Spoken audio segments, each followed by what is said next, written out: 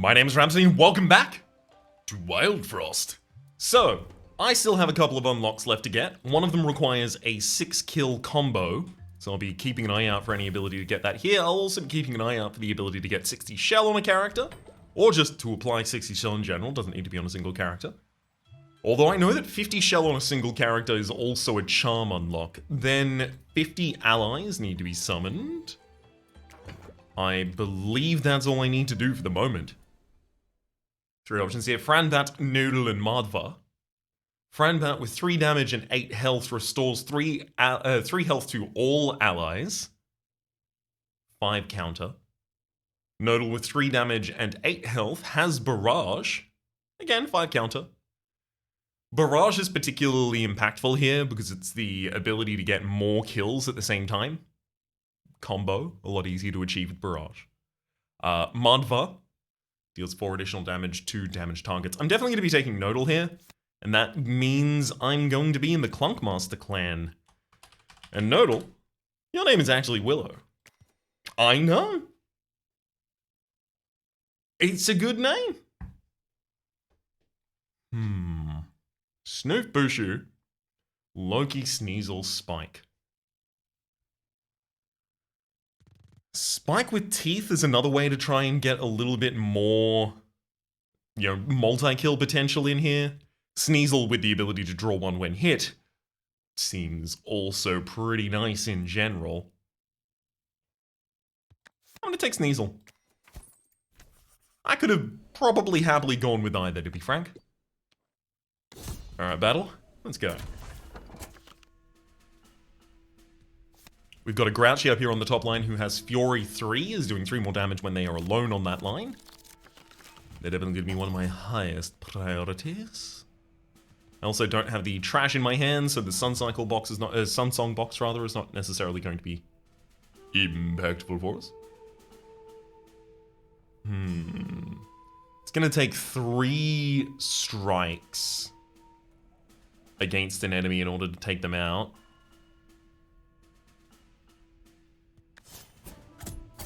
I'm going to use 2 Gear Hammers on the Grouchy in the top line. Sneasel is going to kill them at the end of that turn.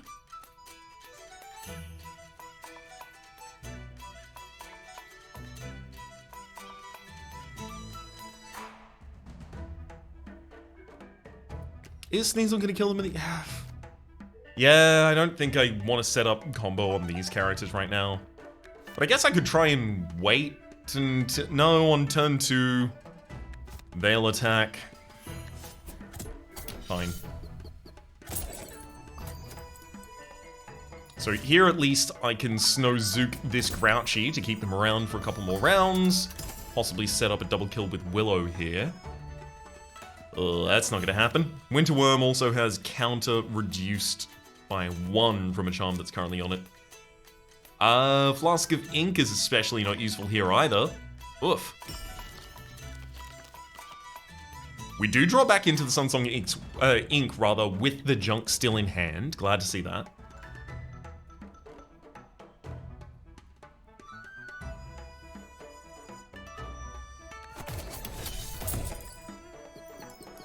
I'll take immediate advantage of that, getting an ability to do more damage to the Winter Worm right now.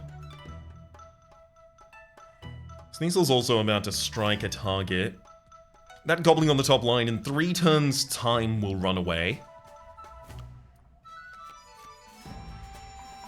I'm thinking I probably just throw the Gear Hammer here, let Sneasel strike, and then throw another Gear Hammer eventually to take that Goblin out.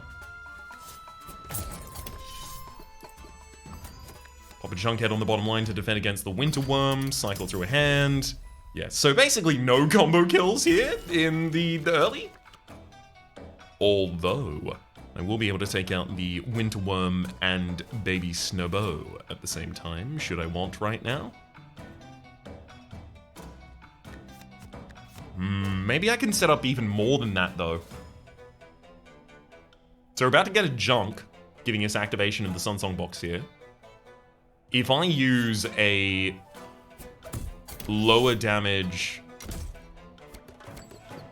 instance against the Winter Worm, I can set up a situation where, theoretically, I could kill 2 on the bottom line at the same time.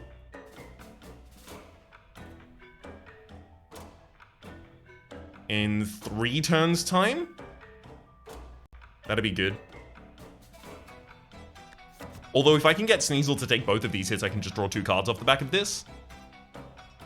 That's also good. I'm going to throw the powerful Gear Hammer at the top line. Take 2 hits here, draw some cards. Yes, yes, yes. Then Sunsong Willow to get them down to only 2 on counter. Sneasel here is now intending to attack. I don't want that to happen. And I can prevent that from happening by Snowzuking my own Sneasel.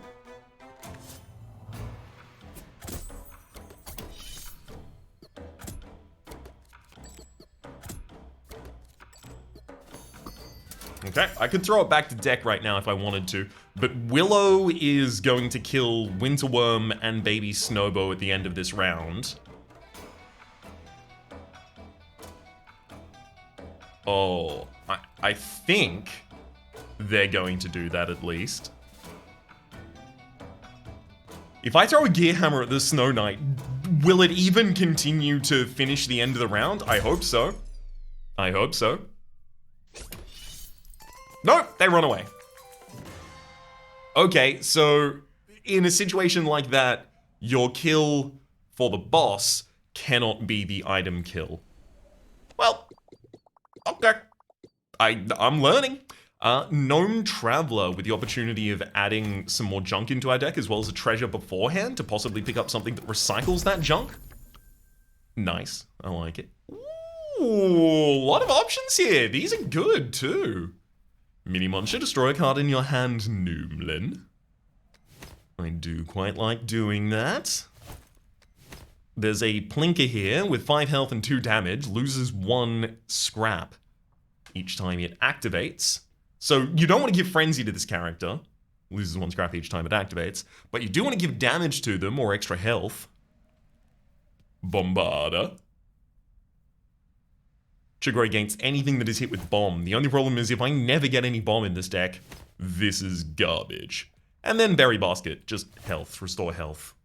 Increase health is still significantly better in my mind than restore health. Obviously there is a very specific limit to the health that you can restore, and it's as much as you had.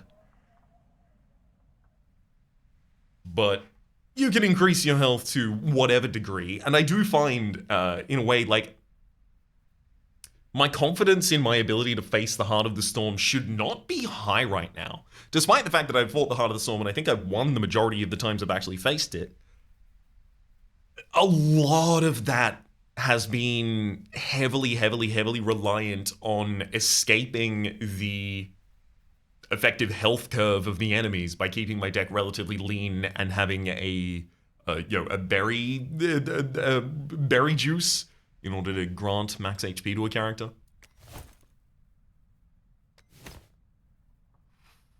I'm leaning Bombarda or Plinker, and I'm slightly leaning Plinker over Bombarda. I take Plinker. Alright, Gnome Traveler, why don't you show me some GG? Interesting. While active, add Barrage to all allies in row. Giving Plinker the ability to hit for 2 damage on Barrage consistently seems sick as hell. Noomlin, add Noomlin to a card in your hand, consume. Forging Stove, destroy a card in your hand and grant its damage to something on field. I kind of want to take all of these, to be entirely honest with you. I know I want to take the first 2. I think the Forging Stove might be my limit here, just because we don't have any high damage things in the deck, and if we do, ultimately, they're going to be things that we want to use to recycle our junk. So I think I'm also quite heavy on the junk at the moment. I got a lot of junk in this trunk. Nom and Stompy, when a card is destroyed, count down by 1. That would be a very good character to stand out front of the Gachapomper and Plinker on one line. Snubble, apply snow, equal to damage dealt. Yeah, probably not. Foxy. Foxy's not bad either.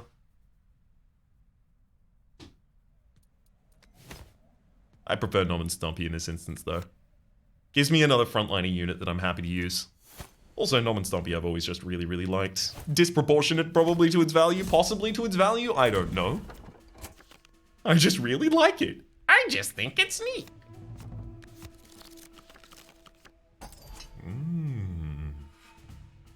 Hello, Plinker. The sooner I put you out, the far better off we'll be. I do need to do something about that Shroodles on the top line. And currently, this hand's not capable of doing anything about that. So I gotta put this Plinker down, and then I gotta cycle. What? Did it have Smackback? Pop Shroom hits... Plinker hits Pop Shroom. Did the card have Smackback? Did it just have a charm on it for Smackback and I didn't see? Wow, yeah, I'm just gonna cycle the Plinker back into the deck later, I guess. In which case, I'm also just gonna play the Gachapompa now. Instead. Do I want to play the Gachapompa now? No, because that still won't prevent Shrootles from activating. But if I play Gachapompa now, then I can get Sneasel to actually take all of those hits. By putting Sneasel exclusively on the line by itself. So it'll take all three of these, it'll draw 3 cards, and it'll also put it'll take 3 damage, right? You know, I'm gonna throw you back into the draw pile. You don't heal. Interesting. That's interesting. I was kind of hoping you would. Alas. Yeah, gotta be a Gear Hammer on the top line. There's the junk I was hoping for.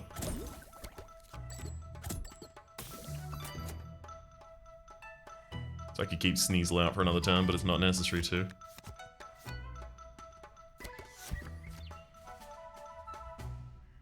And having Willow act faster right now doesn't make any kind of sense. Let's put Gnome and Stompy out.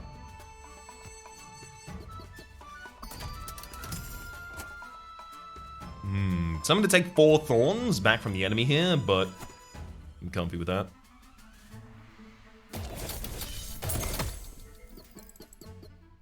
Get him, Willow. Now I am also going to want that Goblin, ultimately. To stay for as long as it can. I'm going to Snowzuke you, hitting you as well as freezing you for 2 turns. Gonna hit you with the Gear Hammer, I think. I could hit you with no Gear Hammers just by cycling instead. Hit you with Junk, probably. Let's Noomlin the Gear Hammer, because that should just happen. Then... that bulb head in the front line looks like it's going to be a bit of an annoyance. So I'll hit it with a Flask of Ink. Gonna Gear Hammer the Goblin. It'll die ultimately to Willow in 2 turns' time. Going to throw Junk at the Goblin as well in order to get 4 more bling out of it.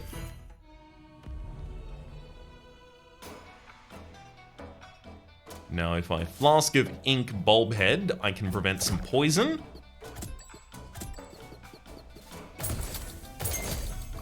Good work, Gnome and Stompy. Following up with a barrage hit through the line after I'd killed enough. Let's get a Junkhead out on the field as well. Just another useful blocker. Cycle.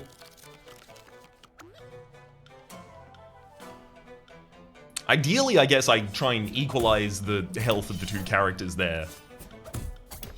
And then hit them with Gnome and Stompy at the same time. Sunsong Box and Junk both happen to be in the next stand. Feels better to cycle than not, I think.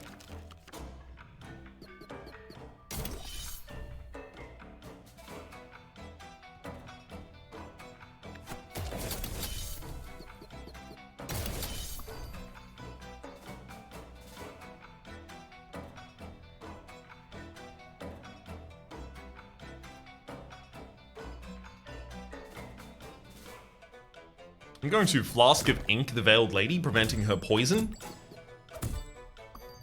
And then all I need to do is have a card destroyed this round. Or I could just not have a card destroyed this round, but it doesn't matter.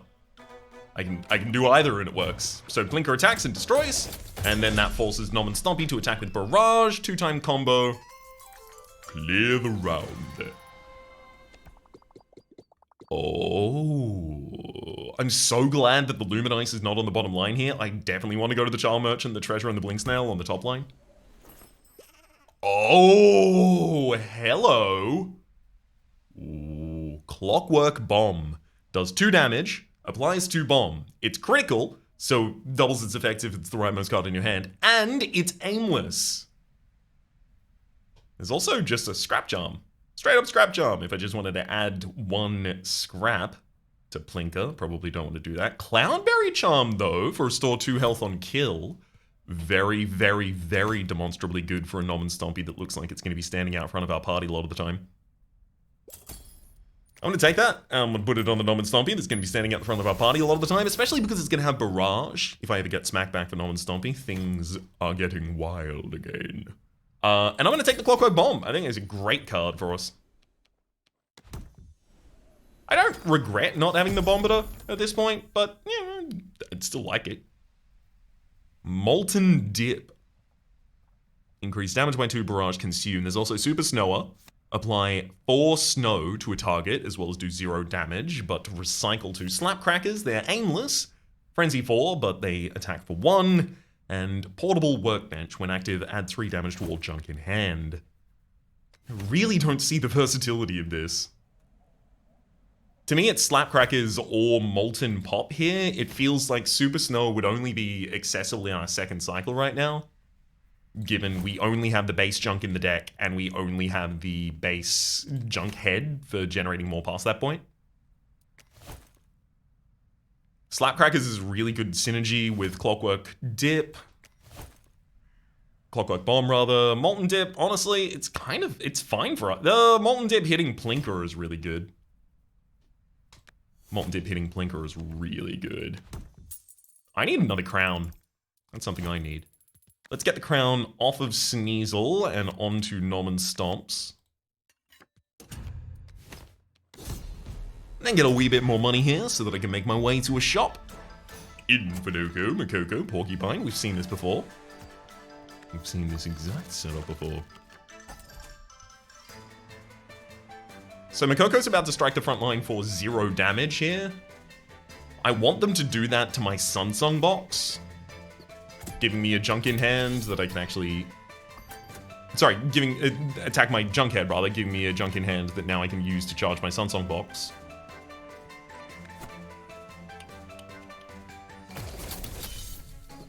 Also trashes a card for the sake of Gnome and Stompy. Porcupine has Barrage, so it feels like on that turn I'm probably going to move Junkhead down to the bottom line.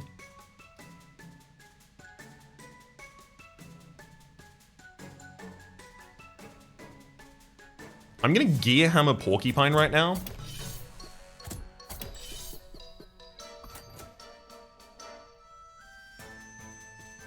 When an ally is killed, gain their damage. I'll tell you what, I don't like that at all. If I set up here, I have the ability to block Makoko. Porcupine is doing barrage damage through this line as well, so I don't want to stack everyone on this line. I've had a lot of people tell me in recent episodes, like, do you know that you can just have 1 unit attacks by exposing them like this? And I do know that, so I don't know what situation has made people, consistently believe that that's a mechanic I'm aware of. I know. It's all good. Makoko and then Junkhead attacking right now. I don't know, maybe... I was thinking of allowing Willow to kill Porcupine this round, because Porcupine with that damage and barrage is kind of threatening. But if I did just retreat to the top line, then I would have the ability to just Flask of Ink Porcupine. Get through it simply. Although then we get 3 junk in hand right before I cycle away. Okay.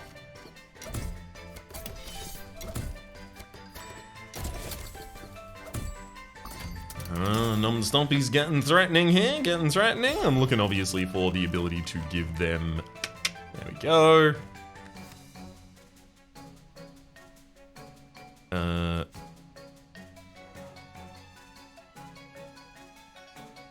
For the ability to give them Gachapomp.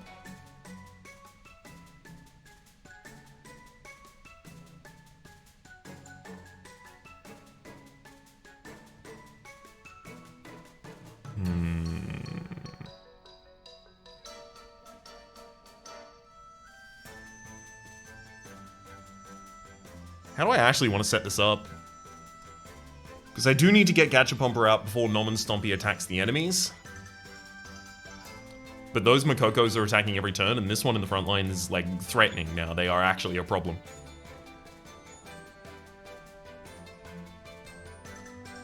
So if, like, I Noomland... This is not a great idea, but if I Noomland the Gachapomper, then next turn I would be able to put down the Gachapomper and play Molten Dip, and by that time, end of that turn, 3 turns would have passed. So if I did something like this and let Willow take 4 damage right now, I would be able to have Gnome and Stompy attack through the top line with 12 damage, so killing Infinogo as well very soon. Fine.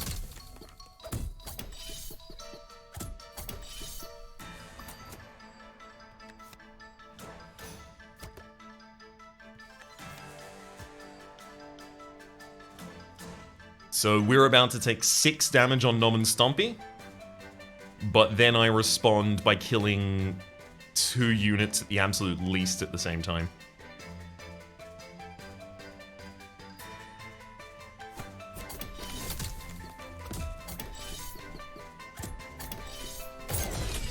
It's just I don't think killing Infinogo counts for the healing here, because it doesn't count for other kills anyway. Yeah, so I only get 4 health rather than more health. I like the idea of dropping a Sneasel here, getting that hit, drawing a card off of it, getting me another defender out on field that I'm not so sad to see disappear, possibly. Yeah,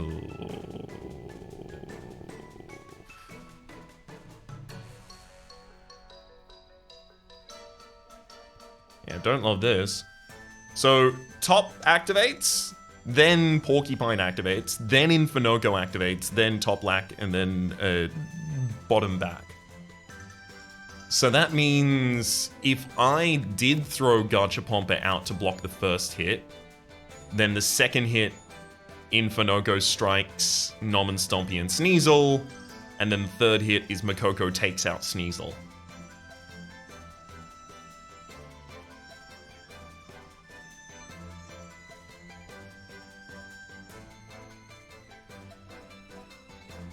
Basically the best outcome for us, I think.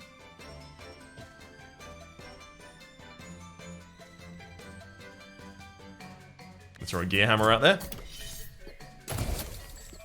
Oh, it had Barrage.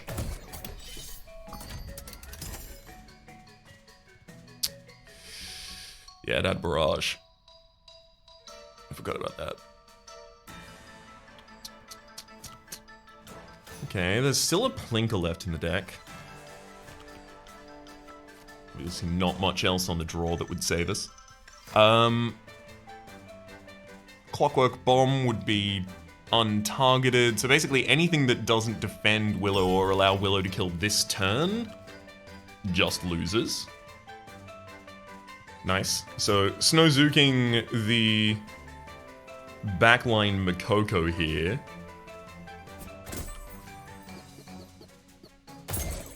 Gives us a double kill. Now, Infinogo getting blocked by a Plinker. Does that seem good? Maybe that's not good. Maybe Willow should take this hit. Maybe I need the damage from the Plinker more. No, I'm gonna get the Plinker out now. Also, I definitely have to cycle next turn. Don't really have too much choice about that one. Obviously not just gonna play junk here. Making Willow weaker right now also makes Willow less likely to be able to deal with this line in the future. I do think I'm probably screwed, but I'll do as much as I can.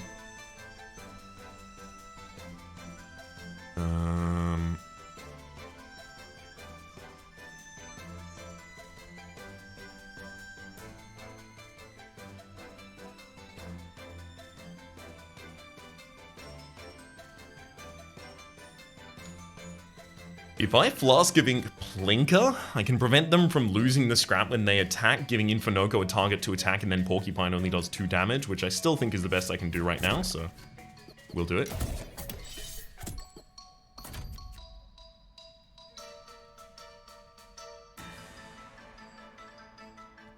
I would just love to be able to put out the Clockwork Bomb without feeling awful, but I just know that basically next turn on the top line I lose.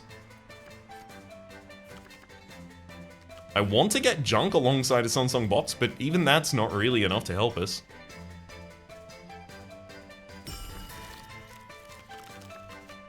I didn't even get the Junk alongside it, so that one's not gonna work out.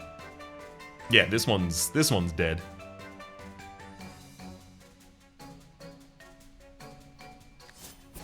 I'll freeze the Infinoko for a turn, buy myself the ability to kill that. And now we die. Take a gear hammer to the face, Infinoko. If you're gonna kill me, I'm gonna hit you at least once before I go down. You're gonna hit 3 hits, okay? You hit me, I hit you, I hit the ground. That's the splashback, smackback for you. Speaking of smackback. Choose your leader. Do we want Brightwood? 12 health, 7 damage smackback? Do we want Nibar? Gain 1 shield on kill from Brightwood. It's definitely Brightwood here. Or rather, should I say, Willow? I mean, I really feel like Bushu's most appropriate in this instance now. Let's actually take some health out with us. I'd love to try and get some shell in this run too.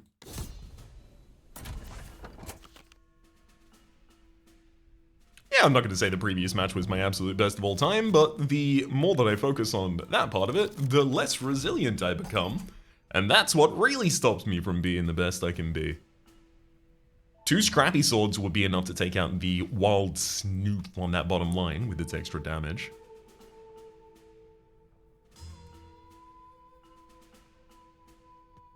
Actually, I'm gonna Sunrod, rather, Bushu here.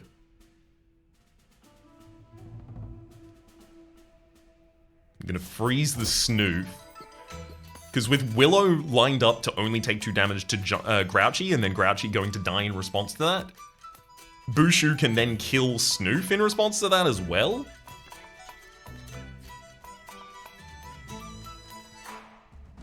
I don't really need to play either of these. I guess I would prefer to cycle.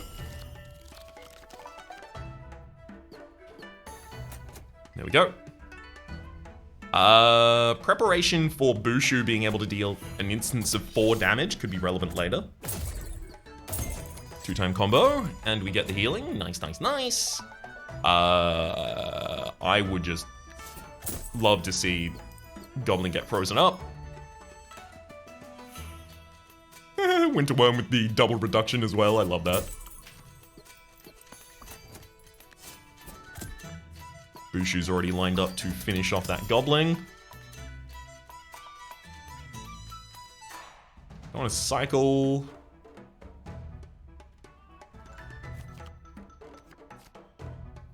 Yep. Yep. I mean, I'll have swords in the next hand.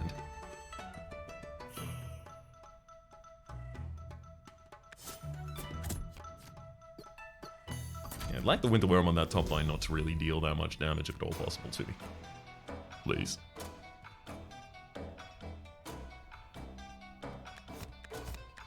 So if I line up something like this, 4 damage, 1 damage, 1 damage.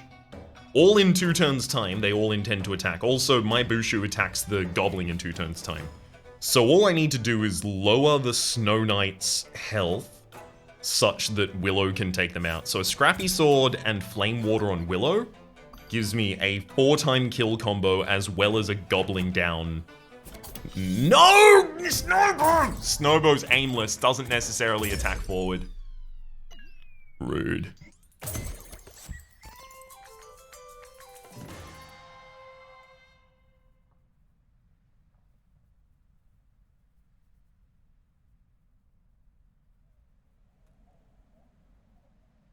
But if I put them all on the top line, or rather if I split them up and just put the smackback unit on the top line, then the Snow Knight would not have been taken out. Alas. Charm. Give me an early charm to work around, please. Please. Oh, Molten Dip. Increase your damage by 2. Making Willow deal 10 damage via a Flame Water and Molten Dip here does give them a lot more reach. I'm justifying very similar cards in all of these runs. I'm trying to be increasingly critical of those decisions where possible. Balance Charm. Set your HP damage and counter to 3. Bushu having a counter of 3 is pretty good. What's in this Wanderer?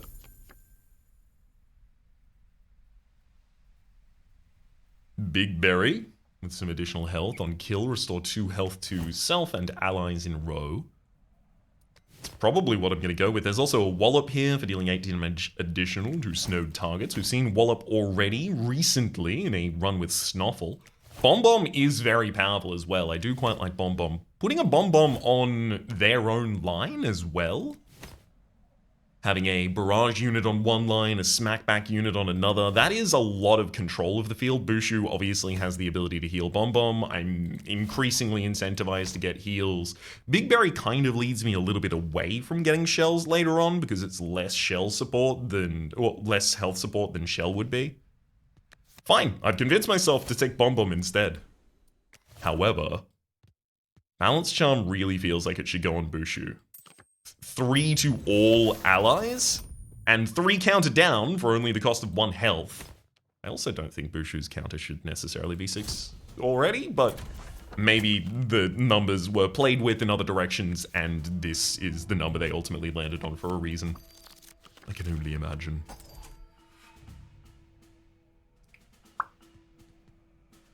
Okay. So Earthberry on the top line, I'd really appreciate if you didn't do so much damage to us. I'm gonna hit you with a Snow Stick, so you and Berry Witch will attack on the same turn, so I can try and get combo.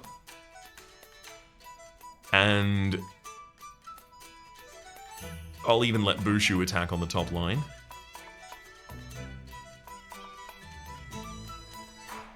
If I put a Bombom out now, my Bombom will be ready to attack when new lines are formed. Throw a Flame Water out there. Bushu attack. Earthberry, heal up.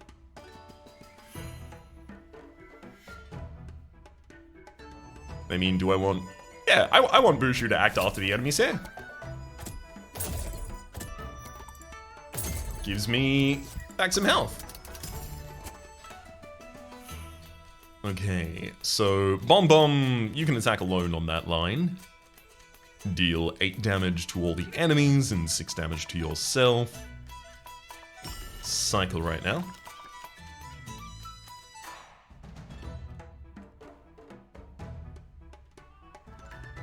I could make this a triple kill if I Sun Rod the Earthberry to get it to attack Willow, and then Willow responds. Which I like. I actually quite like that. Come on, Earthberry. Come on, go if you think you're enough, mate. 3 times combo. This also lines up me very effectively to be able to just snow stick this goblin a couple of times.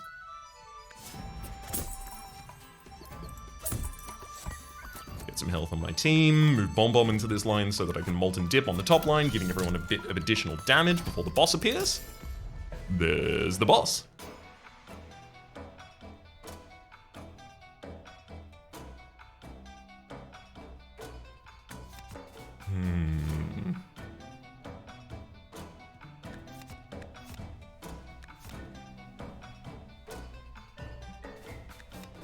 I could get a 2-time kill combo this turn if I just took out Gobbling. Which is honestly probably the right move.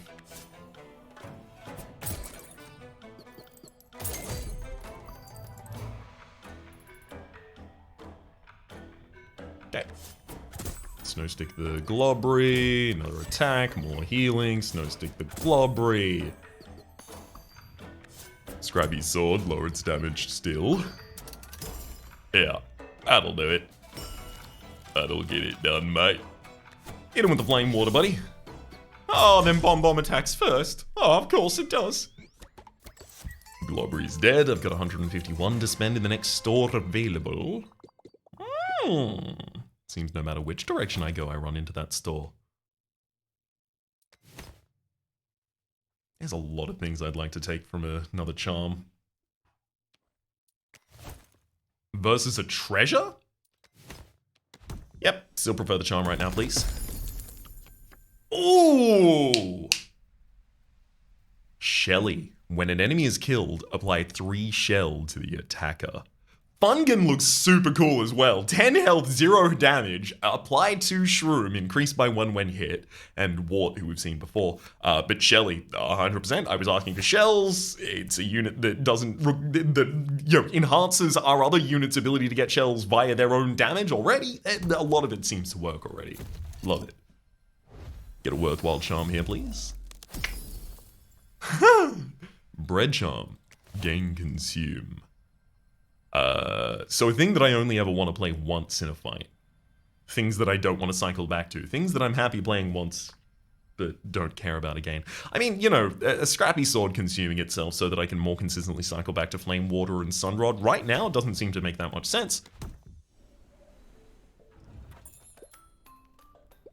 Bombom. That's a Bombom. Hits all undamaged enemies. Also Scrap Pile. There's Slap Crackers. Nutshell Cake. Maybe I've forgiven you. Apply 6 shell, but reduce health by 2. Consume. I mean, it's pretty good for, you know, Bombom or even Willow at most times, as long as I recognize what their health actually is at the period of time. If I took a crown, I would be left with 71. If I took this afterwards, unfortunately, I'm too short of then taking a charm, so I cannot take Nutshell Charm and Crown. I definitely want the Crown. That one's non-negotiable. Getting Bombom out earlier rather than later so that I can set up for barrages at the right times around the enemy respawns seems impactful and important to me.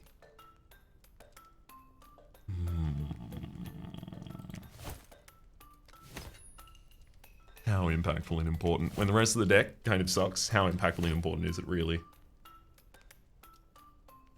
I'm gonna take a charm first. Gain 2 spice when hit. It doesn't super make sense to give that to Willow, who will gain that 2 spice and then lose that 2 spice immediately, and then gain that 2 spice and then lose that 2 spice immediately, because they're individual hits for those smackbacks rather than barrage. I could give it to Bombom, who stands alone on her own line a lot of the time here. It seems like the lines typically are going to work out to be Willow at the front, Bushu middle, Shelly at the back on the top line, and then the bottom line, Bombom by Bombom's self. So yeah, I mean, that's probably the target for that. What I'm leaning towards right now is taking another charm and then the Nutshell Cake.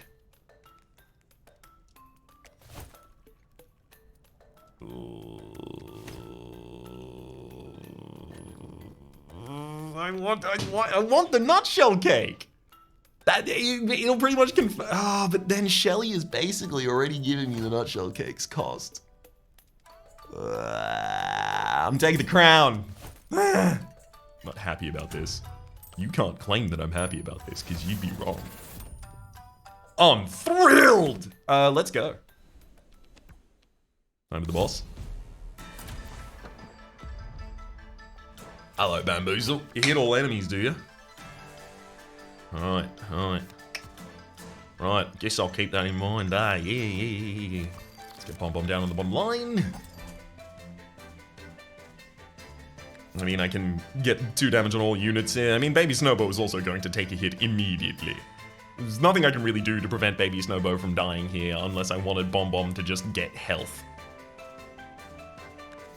Get increased damage, rather.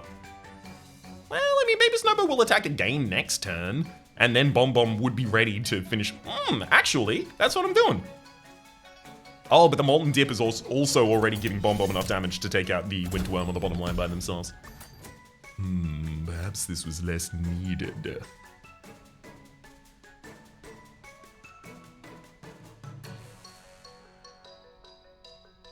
Get up to 13 damage in AoE.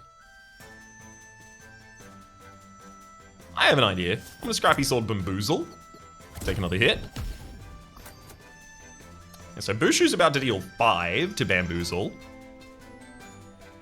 Setting him down to 11. Baby Snowbo's about to hit Bombom again.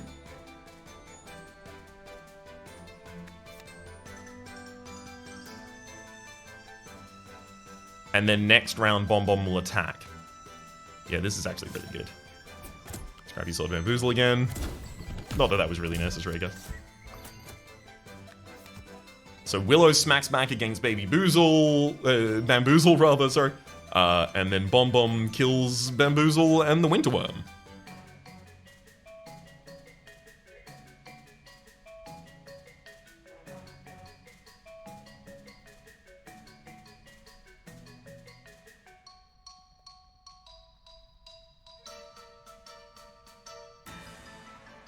I feel like I could wait for more combo next turn. It's the same as casting any of those right now, unless I wanted Bushu to heal earlier.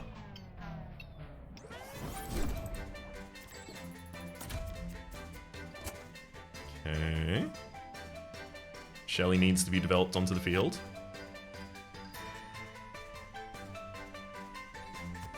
Boozle on the top line is currently threatening to freeze us. Not good.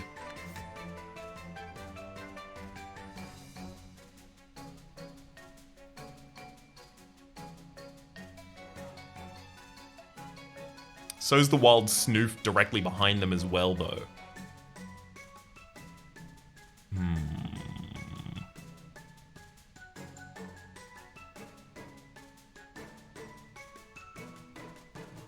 What if I let Shelly get frosted here? Take 2 damage.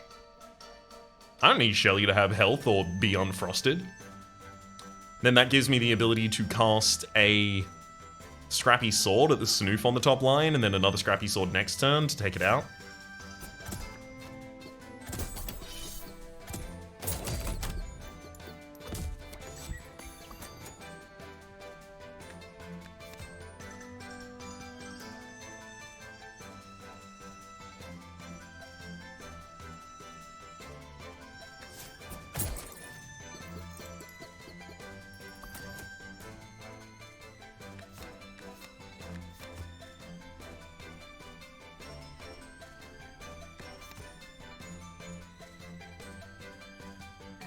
Porcupine on the bottom line is barraging, but so is my own Bombom on the top line.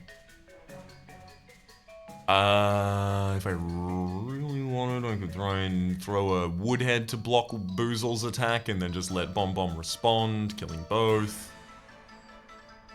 In fact, I'm gonna get a 3x kill combo this turn, sure.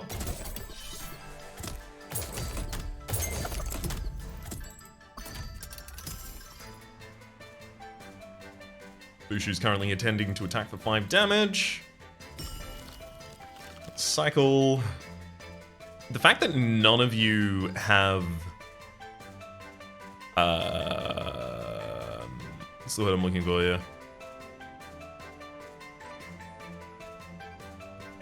Wait, you're aimless? Hang on. I'm gonna have to throw everyone else back in the deck.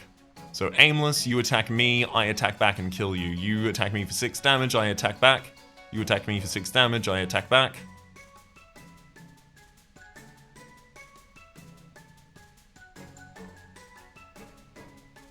I have 16 health, they intend to do 14 damage.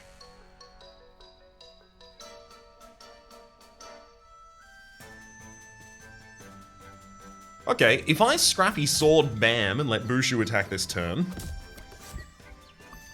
all I have to do this turn is take everyone off the field, and I get a triple kill to end the fight.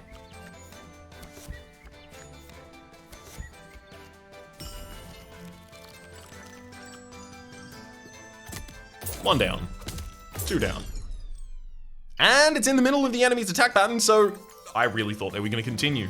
The rules I know are not. The rules I know aren't the rules. Card draw for an additional card or redraw bell counter. I'm going to go with the redraw bell counter reduction right now because the value of my deck is bad. It's not good. I could get the Muncher to eat junk from the Gnome Traveler after going to the treasure up top in order to get my Luminice. Love this. Well, not my Luminice, but the vase that the Lumin Goop will protect.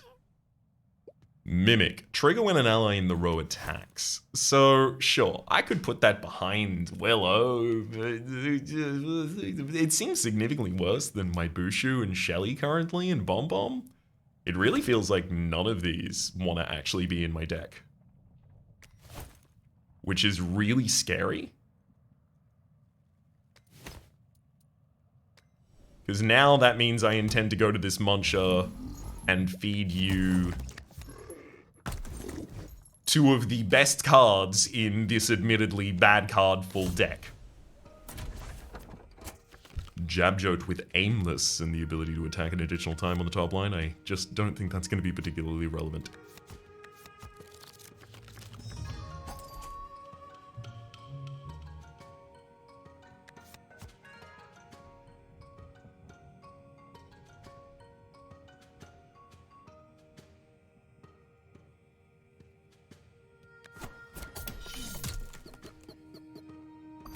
Let's get Willow all the way up to dealing 10 damage so that I only have to suffer one strike from each of these enemies.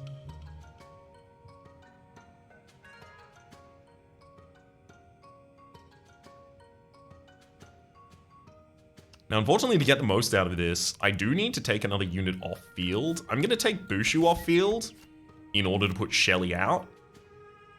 Because I cannot have an additional line right now. I need Willow to be standing alone. And then I need to be able to move Bombom out onto their own line on a later turn. Cycle here. When hit, apply Demonize to the attacker. So I wonder if that will get Bombom to deal 12 damage to themselves this round. If it does, then I'll just throw Bombom back into the deck.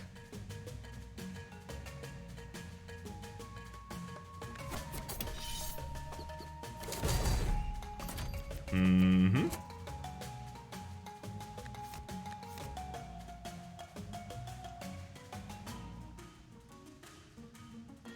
Knowing that the next enemy to attack is a Pygmy for 0 damage and then a Jabjote for, 2 damage for the first 2 instances, courtesy of the 2 Demonizers that'll be on Willow by then, I'm extremely unthreatened by everything here.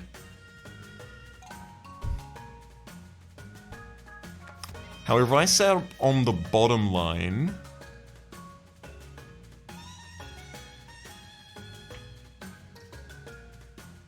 I could try and set up Bombom to kill in 2 turns time. I simply have to Sunrod Bombom right now. Gok attacks and gets revenged. Shelly sets up for Jabjote on the bottom line. And now it's just the Pygmy on the top line barraging through, Willow responding, killing that Pygmy, and then Bombom taking out the Jabjote as well as gobbling at the same time. If I want to get maximum effect out of this, I'm going to throw a Snow Stick against the Gobbling in order to get a little bit more money. Just a little bit more money. Nice health, Bombom. Cycle through the deck and see if I get back to Bushu in time, and we do. Nice. Love to see it.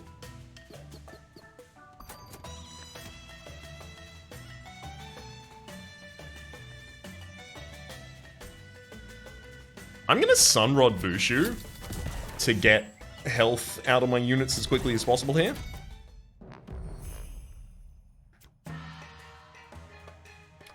So top line, you're currently intending to attack for 5, which will deal 10 damage to Willow, and then Willow will try and kill you in response. Can kill you in response if I Flame Water.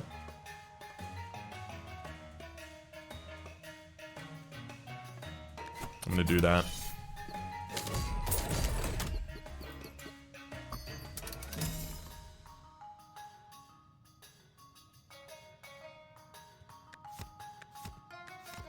Let's also cycle and see if I can get to a...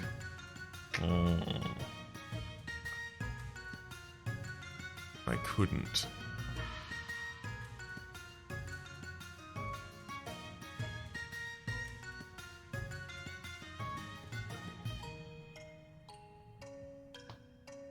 How much do I care about combo right now?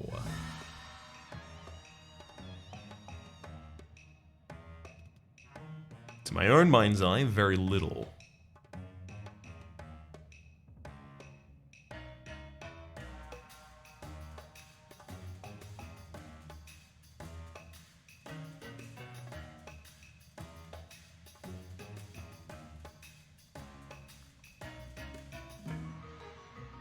Fair then.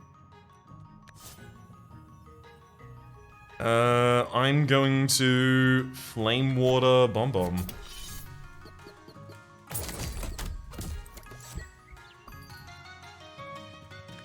We're easily set up now for Willow to be able to smack back, unfortunately against too much damage on that line right now.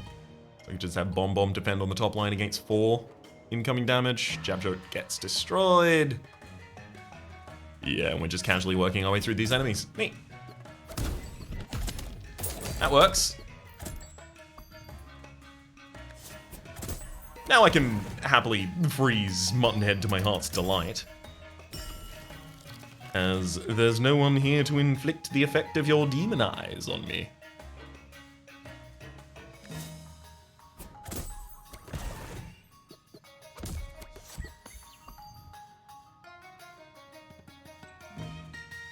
Bombom will damage themselves to death if they attempt to attack right now, so I'm gonna not allow that, actually.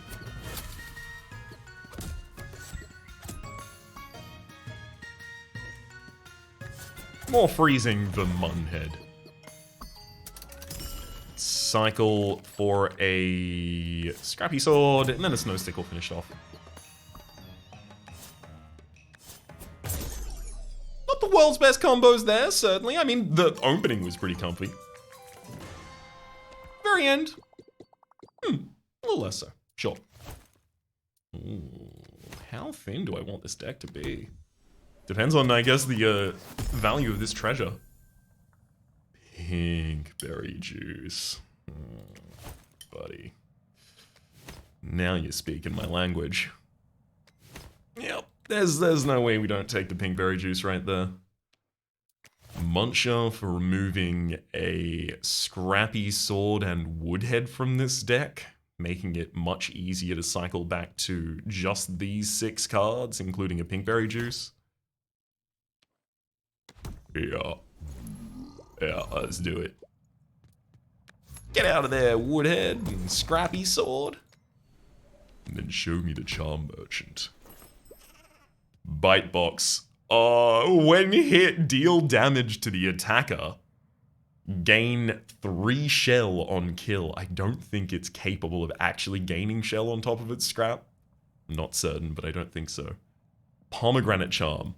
Gain barrage and reduce damage by 2. You might wonder if that's a good idea on Willow. And I would say yep. Pinch.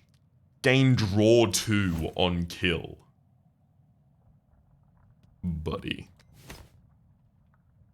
There's even Gnomeland! No! Why does Gnomeland have to be here? Gnomeland being here means it has to go on the pinkberry juice. There's no complaints. No ifs, ands, buts about that one. We know what this does. We know why we do this.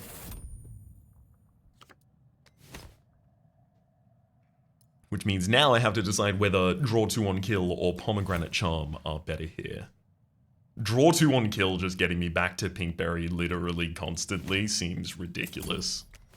I'm gonna take it, and I'm gonna pop that on Willow.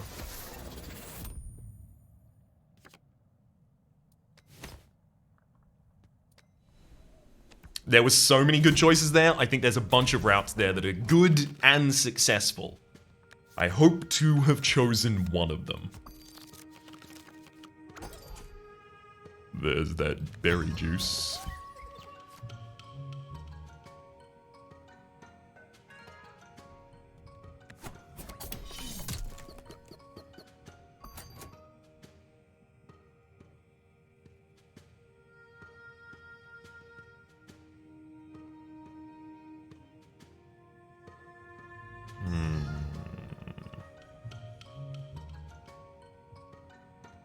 You'll attack another 2 turns after that, so you will be synced up rather with all of the other characters.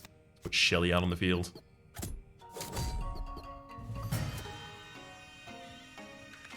Allow Bushu to attack on the top line by themselves.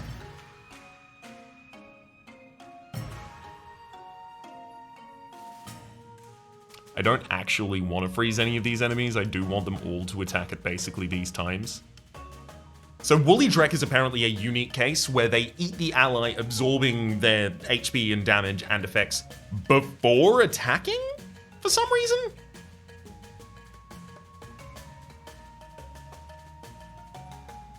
So I should be careful of that.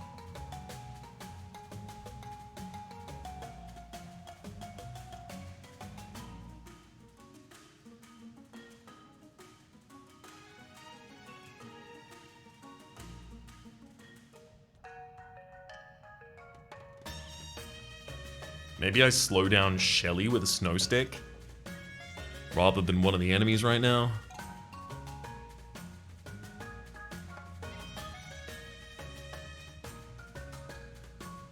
I do wonder if you would gain... No, effects. Effects are the yellow text on the card. They're not going to gain snow from eating an ally. Sunrod and Flame Water, unfortunately, are the ones that I care the most about. I'm not going to freeze one of my own allies.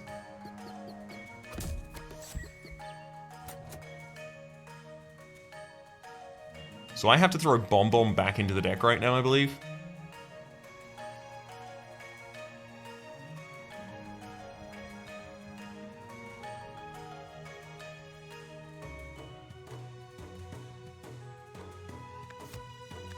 Unless I'm willing to make Bombom attack right now. No, but I can't do that for free. So basically, here's the problem, right?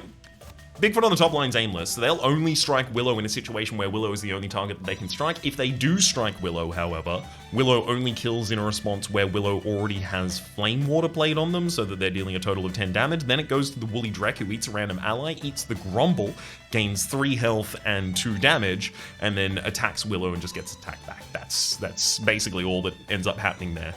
But that's in the situation where I don't play or don't leave Bombom on the board, and Bombom is currently threatening to do a lot of damage if I do leave them on board.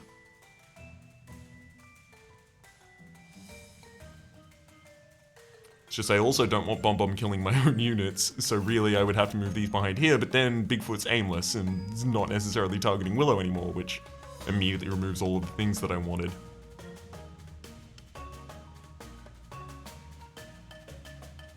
I'm throwing Bombom back out.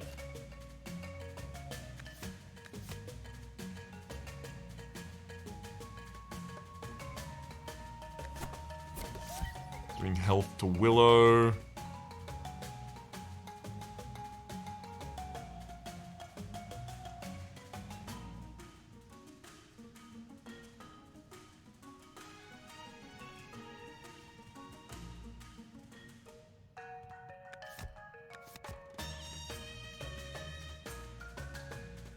I've even, after all of that, come around to the side where I think that I can't split them, obviously, because then the Woolly Drek attacks the wrong target. I can't do a split like this, because obviously Bigfoot's attacking the wrong target.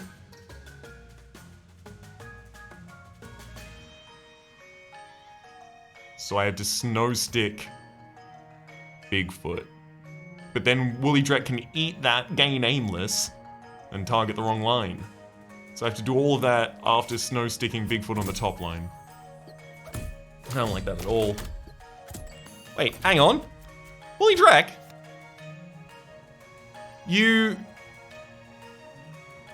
attacked and then killed the ally, so I only lost 4 health. So it's not a special case in that way, I guess. Strange. I want to get up to having 10 damage on Willow, so I need to play the have 10 damage on Willow thing.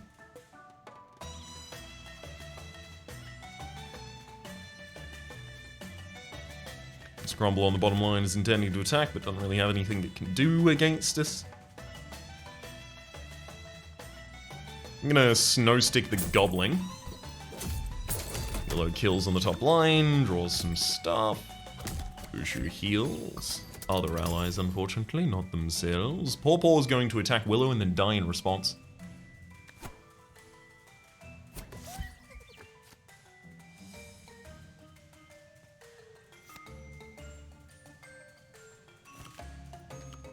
I could force the full redraw right now. Especially considering I'm about to draw after this. I could force the full redraw right now, play a Pinkberry Juice, and then any other card. And then next turn I will have all of those active again. Or both of those cards back in hand. So if I played Gnome in there, and then Sunrod on Bushu in order to get more health out on Willow.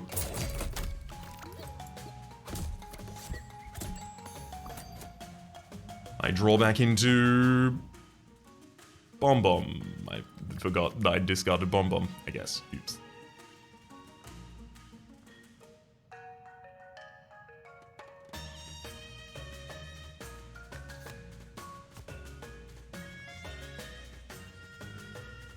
I'm gonna put more Pinkberry Juice on Willow. I think I'm gonna put Bombom out on the top line by themselves right now as well, to take the hit from Bigfoot. Oh my god, Woolly Drek now has the escape from battle in that period of time, but also drop 4 when hit. That's a good thing for you to have, buddy. Good thing for you to have. I do want to line up multiple enemies attacking at the same time in the dying response, but I'm just not very well suited for that in my hand right now.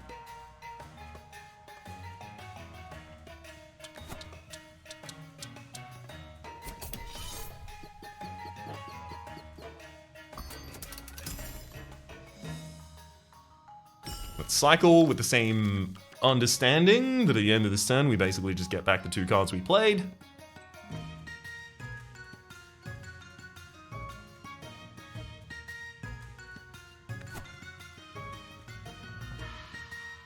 Get Pinkberry Willow. Sunrod Bombom on the top line.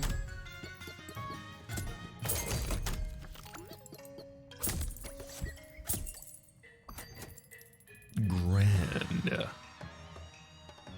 So realistically, I want to get to the point where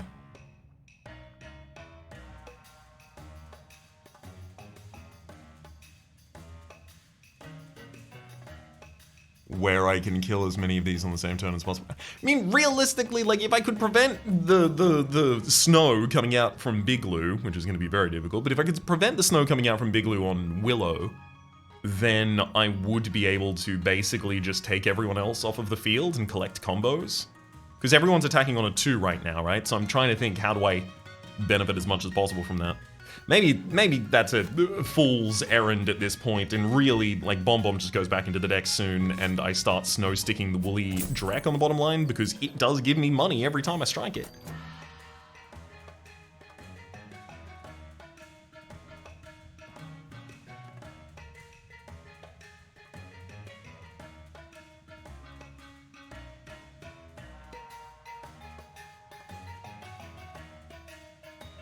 I could freeze Bigloo this turn.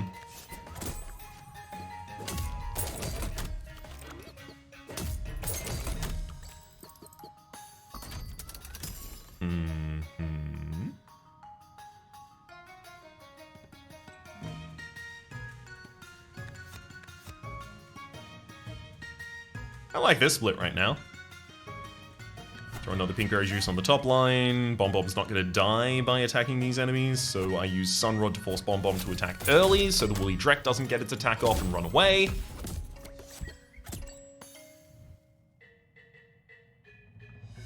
Yeah, this feels a lot more comfy.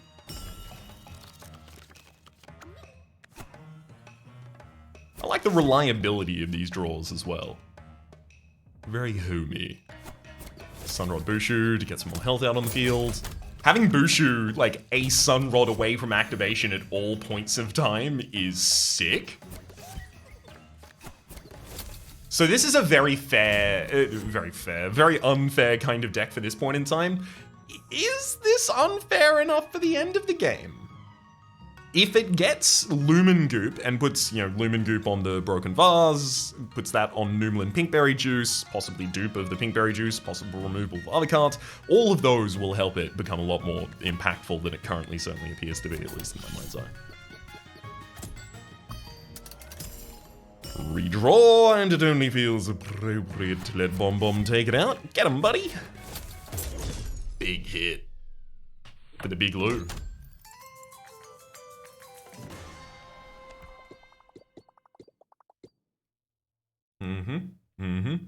Can't go to the Muncher on the top line in order to remove even more cards from this deck, unfortunately.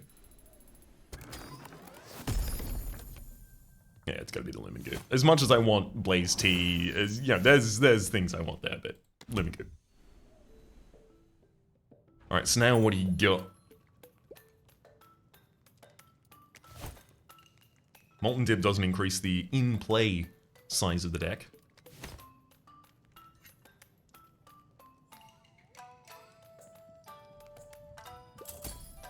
Yep. I'm gonna take a Crown. Ultimately, I'm going to want a Crown on Pinkberry, and I'm going to want a Crown on Lumen Vase. A Lumen Vase, Pinkberry, and then we get Willow out, and then we have the rest of the field, and then etc, etc, etc, and then the world is ours. It's as simple as that. Take a charm for ourselves. Apply 3 Shroom, but have negative 2 HP.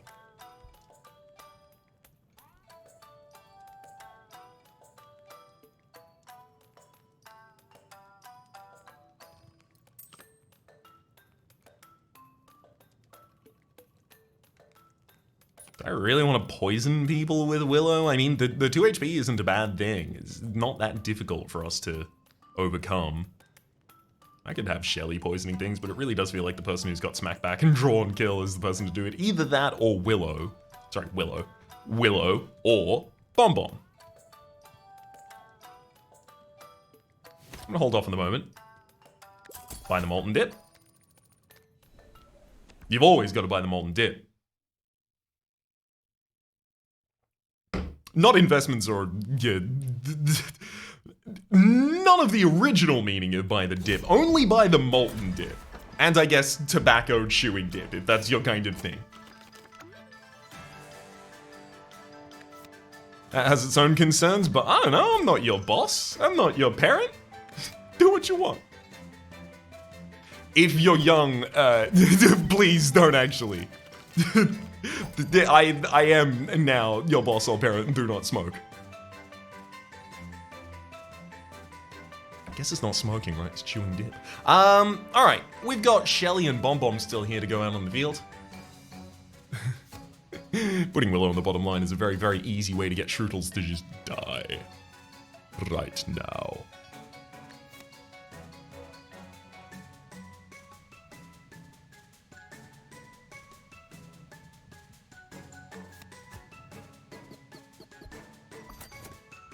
Which is pretty much what I'm going to set up for. I'm going to get Molten Dip on that line. Now Willow has the ability to kill this unit that strikes. Bushu is currently threatening to die. Awkwardly.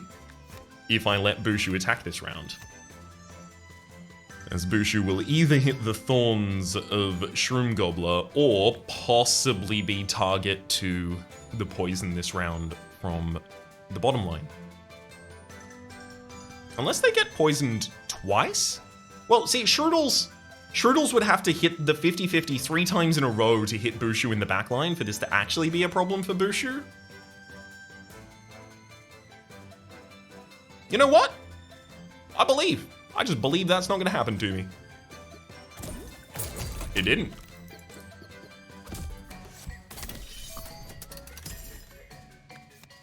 I'd love to throw another Molten Dip out in a situation where I can actually give it to Bombom on the top line as well. Alas.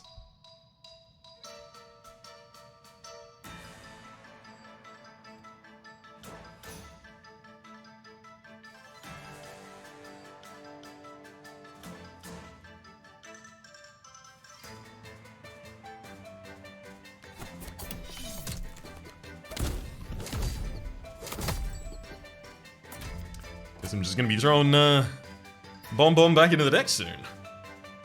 Currently intending to attack for 3 on that top line. Obviously, I can just get Willow to strike back if I really want to be able to take him out right now, and I do, so I will.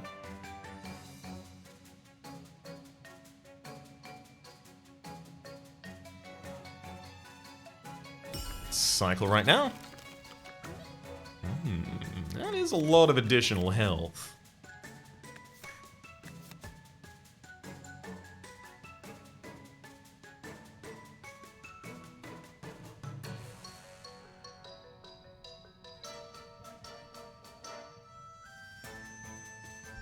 But also, I could just draw Bombom next turn.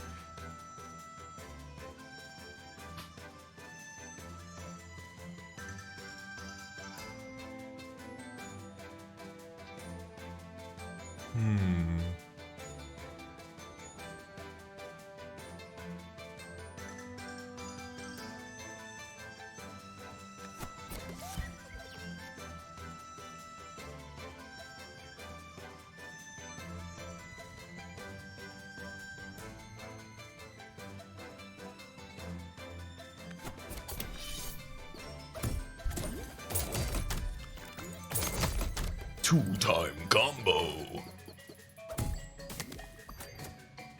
And now no one wants to attack? Huh? Huh? Now no one wants to... Now people are afraid of attacking. What, because I'm just ridiculously powerful? Huh? Just because I'm ridiculously powerful and everyone dies when they attack me?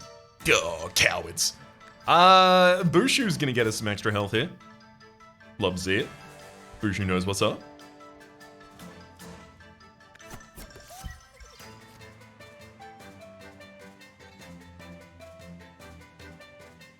Try and get some additional damage here. I kind of want to Lumen Vase something else now, but it's so good on the Noomlin card.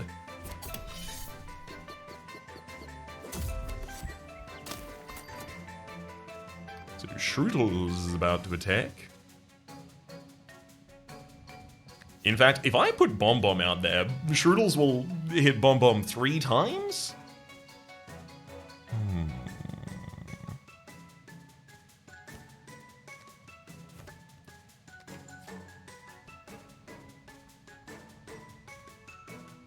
I actually really like this.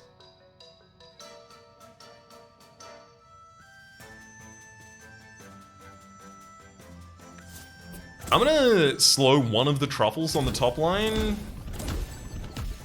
Bombom now has 16 damage they intend to do.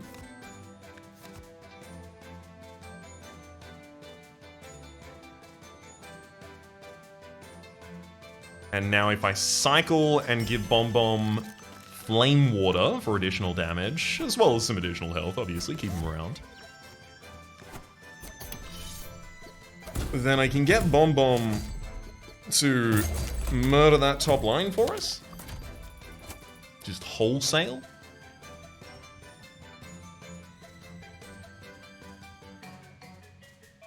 All of the enemies are out of sync with one another. This is tough.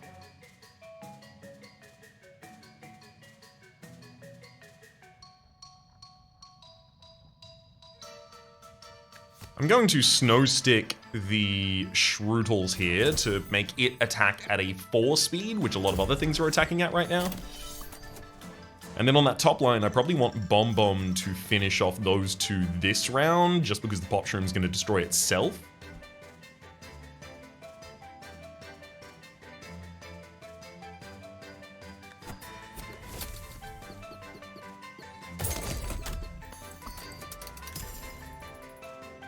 Solid 2-timer combo right there.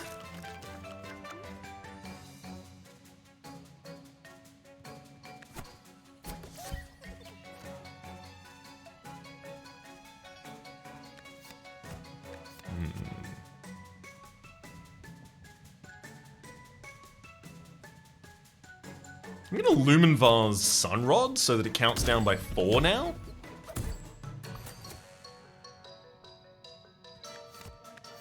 And my reasoning is because I can force Bombom to attack middle of the round.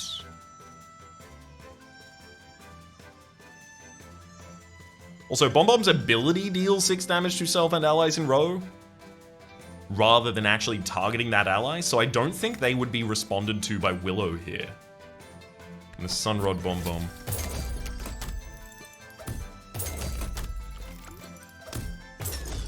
Four-time combo. Pretty good.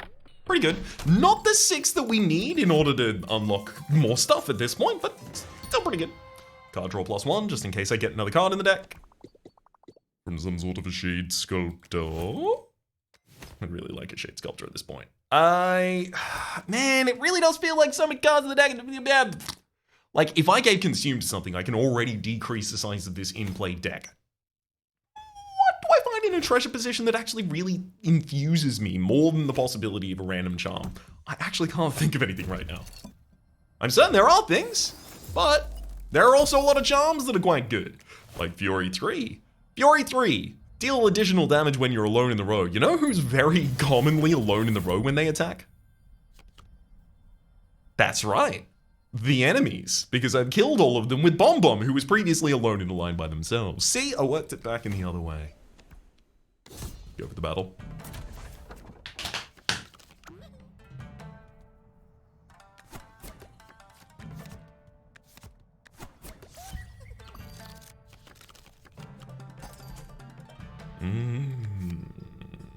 That's lovely. Molten.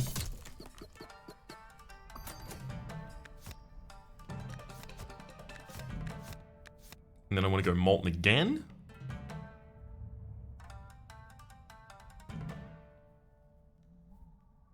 Do I? Or do I just get Shelly developed down on the field? Because then I could just use Sunrod next turn on Bombom and take out 2 units.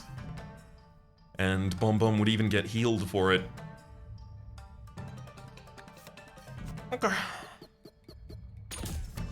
This also develops Shelly, who, with 1 damage every couple of turns, is going to help us take out some of these block. Which is worthwhile. The fact that there are 1, 2, 7... Cycle. Because I draw back into all of my stuff anyway, and I might as well get a Pinkberry Juice to play.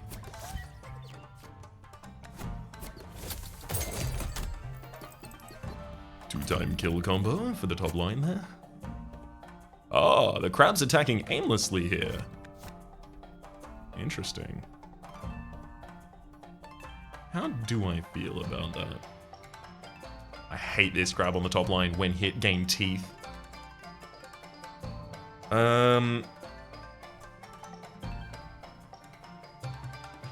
Realistically, the reason I feel the worst about this is that crab's not even gonna die. It's gonna take 2 hits against its shield. That's nothing.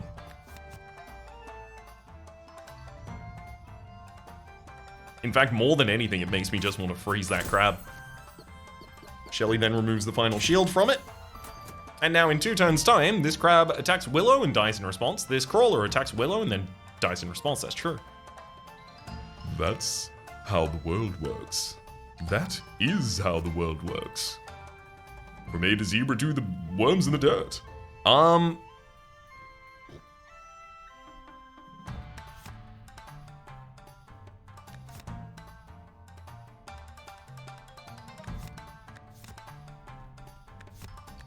I can sort this basically any way I want right now in order to get a maximally effective Molten Dip. Which I will. Willow goes down on the bottom line, now with the ability to kill the crawler as well, where previously, I actually couldn't. Bombom up here on the top line isn't really...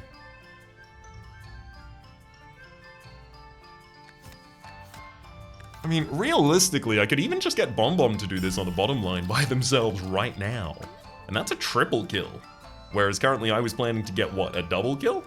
as well as the goblin. Double kill as well as the goblin. Triple kill, but the goblin's one of the things that I'm killing that I don't really want to have dead. I'm doing it. I'm forcing Bombom to attack first. Get my triple. And then I need only throw snow sticks at this goblin to keep it about.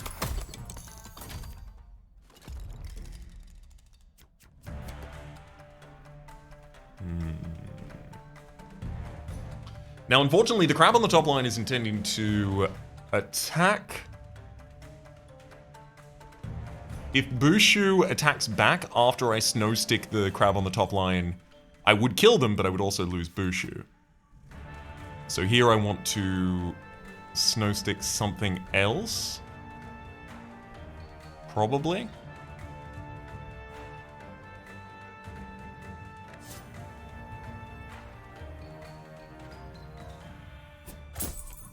Get some more money out of the goblin there. Time for a good old cycle. So of course the Bombom on the bottom line is currently threatening to kill 2 bursters, no crabs.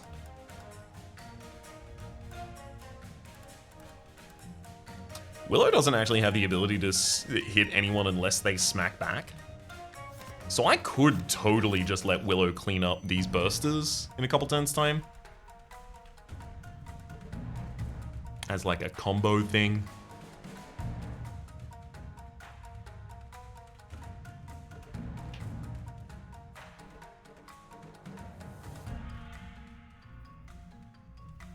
It's not bad. Give some additional health to Willow, and then I'm going to count down Bushu. Boshi! No! You can't take out Prince Despot by yourself, Boshi! Shelly is gonna take out the crab, or the crab's final block, rather.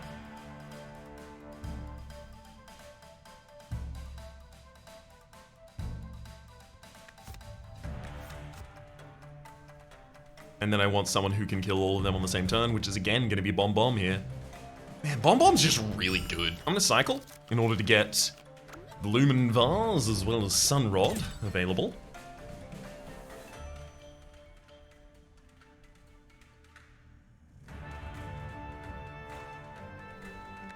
Yeah, we're not gonna do the previous plan.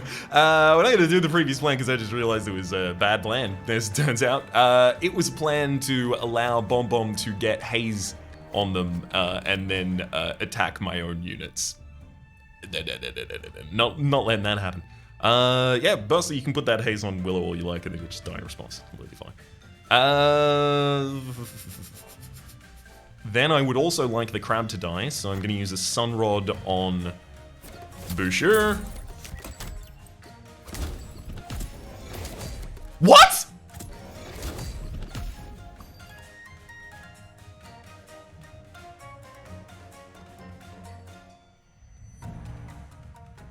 So I wondered if there was a possibility that it was going to work like this, but the fact that I've only ever seen smackback units consider the original thing that hit them to be the trigger for the smackback convinced me that there's no way it was going to work like that. Well, thankfully I only had to lose one character in order to learn that lesson rather than the run.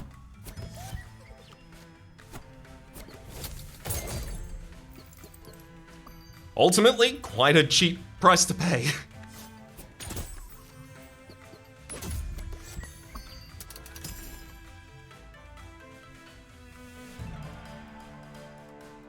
Cycle. Throw Pink Berry for health there, and then I'm gonna Lumen Vase Bushu in order to get more health out of him. Sunrod Bushu, get him! Health for all of us! Freeze you to hold you for another round. Freeze you to hold you for another round. Thankfully, because I can just do this for free whenever it's available in my hand, and it's constantly available in my hand.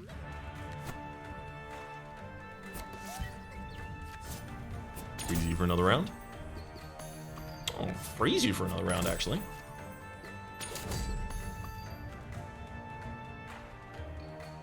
Oh, boo and hiss. I don't have any more freeze to do this round. However, next round, back in the Freezeville. Fight's sincerely over and has been for quite some time now. Bye, Numbskull. Sorry, Shelly. Oh. That's a problem. That's a problem. Jade Sculptor, Pinkberry Juice, that's is how that goes. I know. But it is the correct move. I'm not running out of damage. I have ridiculous damage constantly. What I don't have is infinite health. Can I leave this treasure? Just walk away? Not take it?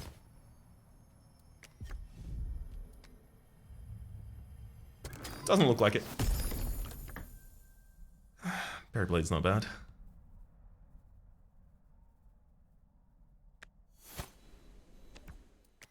Now I definitely need to get Consume on something.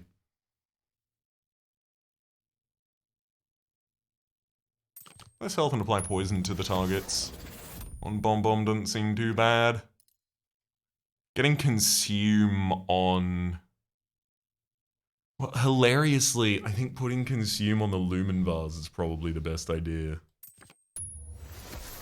I don't need it to be in the deck after I use it. As for our crowns, Bushu having the first crown, I really still like that, but we have so much health coming out of the Pinkberry Juices that it doesn't seem correct anymore. Seems like Bombom wants it. And let's go to the Eye of the Storm. I feel pretty well prepared here.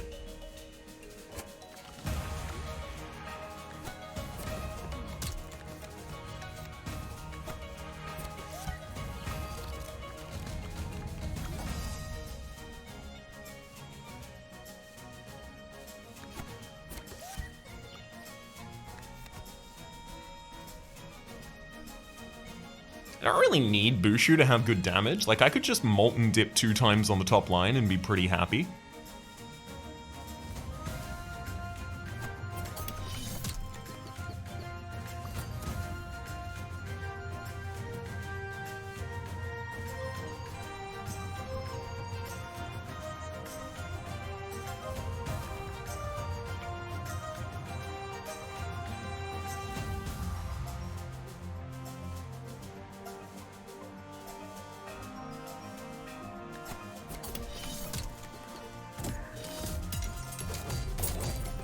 Get him, Willow. Don't stand for that. Mega Mimic intends to attack again. How dare you. I do need to get Bushu out on the field. Sooner rather than later. So it's an aimless attack on the top line, so the Bigfoot would attack Willow. Oh, annoyingly, Bushu dies to Boom Boom in this instance. Maybe I give some extra health to Bushu just so that they can survive the possibility of Bigfoot attacking the back. But I really do want Bigfoot to attack Willow and then get possibly attacked back. That would be sick.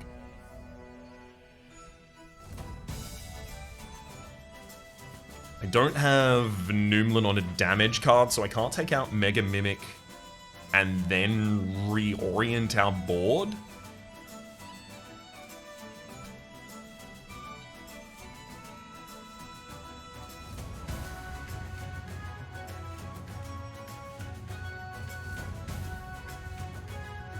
So, attack, hit back, short of the kill, unfortunately.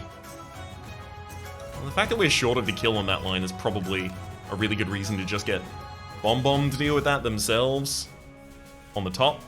So Bombom gets attacked, Frost Guardian attacks, and then Bombom in response has enough damage to kill the Frost Guardian as well as kill Bigfoot as well as do damage to the Frost Guardian. And in anticipation of that, I can even throw out a Berry Blade right now on this Mega Mimic. I'm actually going to cycle, because using a Berry Blade is one of the best ways to do it, but cycling as fast as possible is also really good for us right now. And worst case scenario, I can kill the Mega Mimic with a Sun Rod or a Snow Stick, or like there are so many other ways to do it.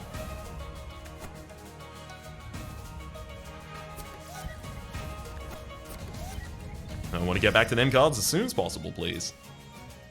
Kind of slows down the draw from Willow, but I'm comfy with that right now.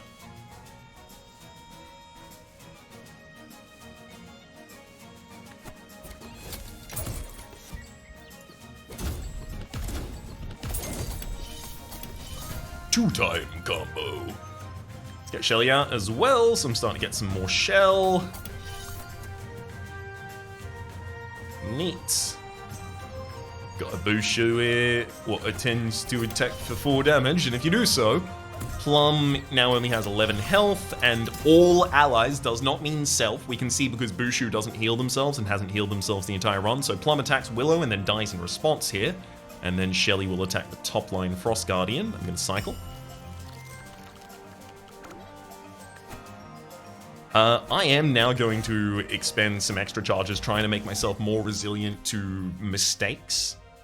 Because I think past a certain point, I'm not actually adding anything here.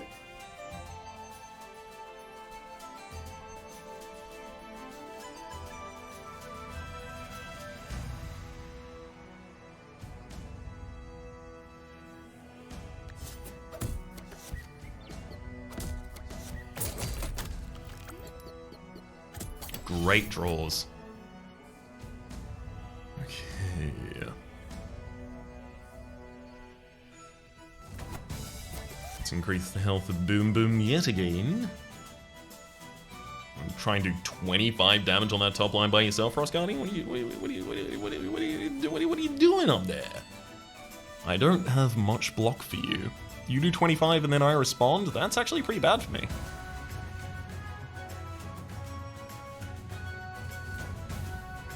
That would take a whole Bombom out. I'm gonna use Berry Blade on Grizzle in the back line in order to get some health on Bombom to try and withstand this.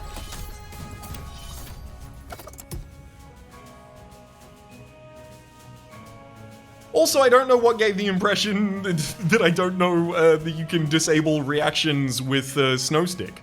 I keep digging for them in order to disable reactions. Strange. I think, like, sometimes these occur in episodes that I recorded, a couple of days ago, and I've been recording a couple of these every day, so I think sometimes, it might have been a misplay, entirely possible. I'm not saying that it wasn't, but I think some of these are arisen out of, like, oh, I'm trying to account for something else, I'm using a Snow Stick in a different area, therefore that Snow Stick can't use in this area, blah, blah, blah, blah.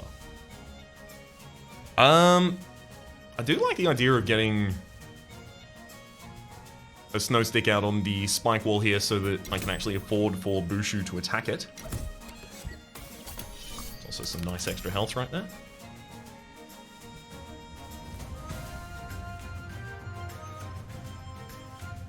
Even gives Shelly the ability to attack it next turn.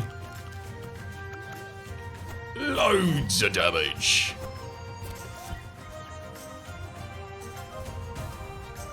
I'm gonna Berry Blade the Frost Guardian as well to set them to within a kills range from Bombom up there on the top line.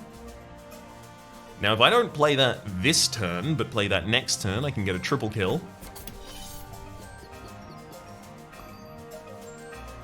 So I play Bombom, killing the top line. Then that splits. Then Bushu murders the ice, the spike wall in response.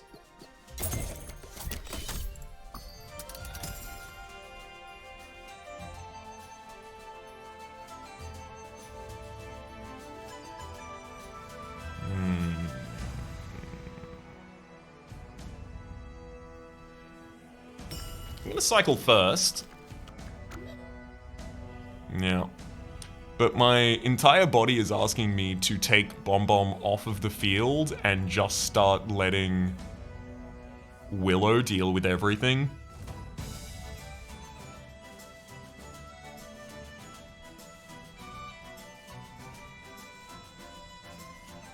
Of course, if I use the Sun Rod this round,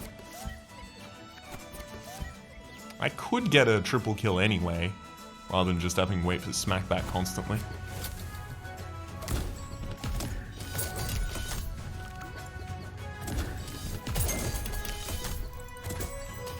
Triple kill.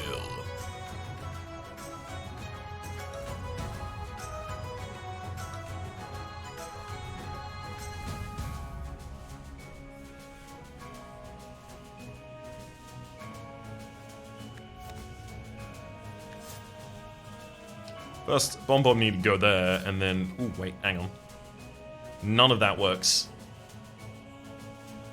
All of these are plans to just have a different unit get struck. I guess I'm fine with Willow taking this hit then.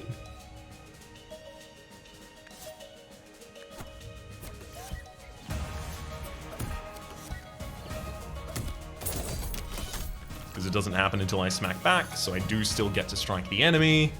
Bushu's gonna get some health out there for us. Love to see it. Thank you, Bushu. You always represent us well out in the field. Bushu's very much like a scarecrow. Outstanding in their field. That's a good victory. Shelly's recovered from some injuries, and it's time to head to the heart of the storm. So this is going to be more difficult, and this is going to be more difficult courtesy of that Frost Jailer up the top line that says, while active, add unmovable to all enemies. So which of you is a Bombom line, and which of you is the Willow line? The fact that Willow would be targeted aimlessly on that top line is threatening.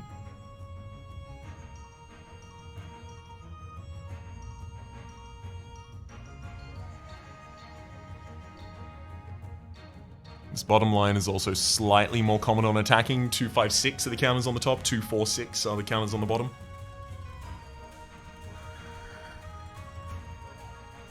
I do think Bombom's top line and Willow is bottom here. Frostbomb is going to be a problem, what with its barrage and all, so I'm going to have to use some of the pink berry juices in a different direction than I'd otherwise maybe intended. This also does remove my ability to molten dip all the targets that I want to be molten dipping. And because they're unmovable as well, I can't take them off of the board.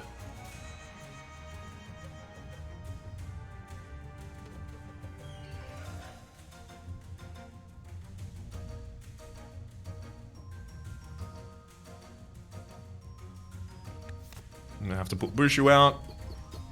Bushu's upkeep for our health is not to be underestimated.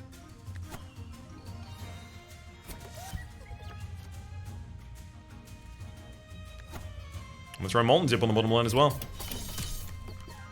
Regrettably give some additional damage to the top line, but I need to be doing damage with my own smacks back.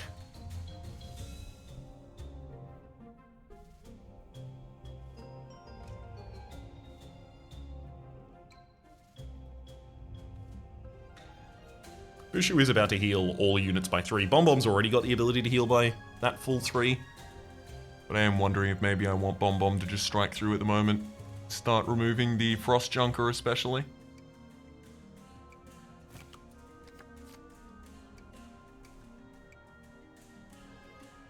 That said, I also really want to increase Willow's damage in any way possible. You can use the Flame Water.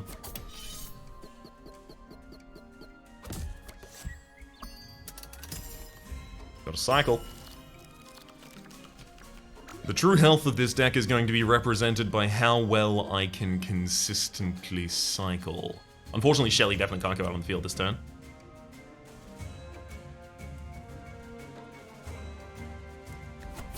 With 11 health, that's survival against 2 strikes of the Frost Bomber, and in the interim I even have the ability to heal, so I feel much more comfortable here. 9 damage coming out on that line. Top lines 3 and 9 damage out on that top line as well.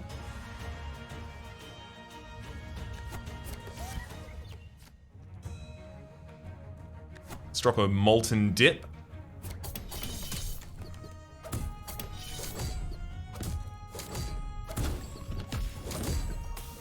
Bombom responds so powerfully, so forcefully up on that top line. Frost Jailer is currently making everyone incapable of moving. Unfortunately, Frost Lancer, Frost Junker, Frost Crasher, and Frost Muncher all want to act next turn, which is a lot. That's truly a lot of units intending to act on the same turn.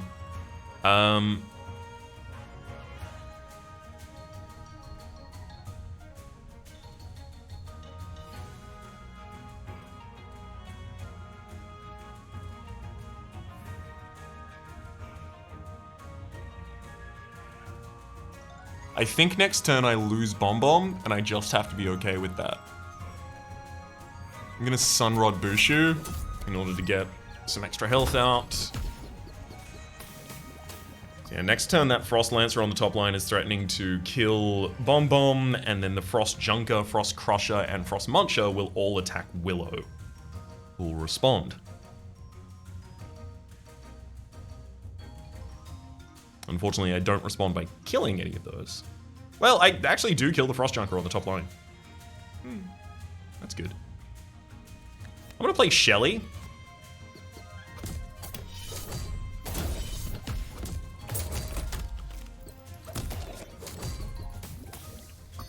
Frost Muncher, you ate a snow stick out of my hand there? Rude. I say you could have that.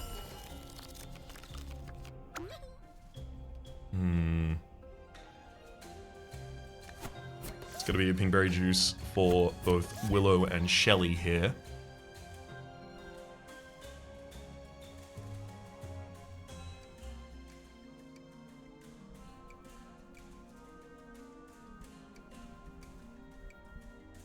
Berry Blade, Flame Water, and Sunrod are the three that I'm gonna want to play.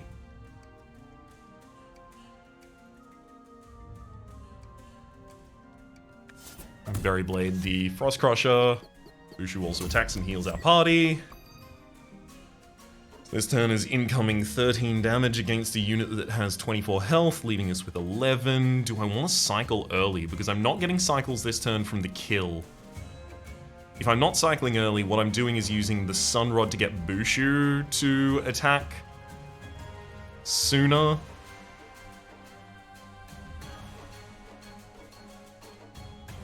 So that I can heal back up from what the Frost Bomb is about to do to us.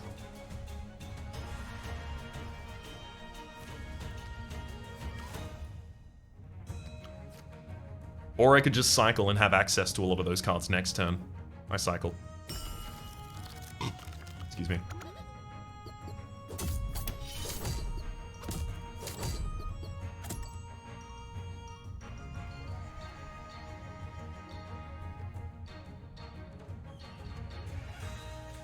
So next time, Willow needs to have more than... Ooh, Bushu is actually not capable of getting out of range right now. Willow just needs to have more than 15 health for the next one, where the Frost Jailer and the Frost Crusher are each going to attack.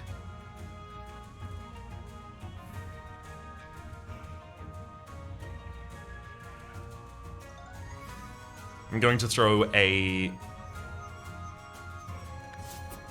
Berry Blade against the Frost Crusher.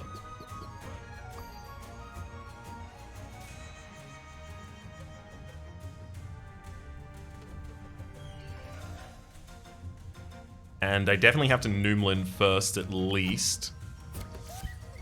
But then I do think I cycle again.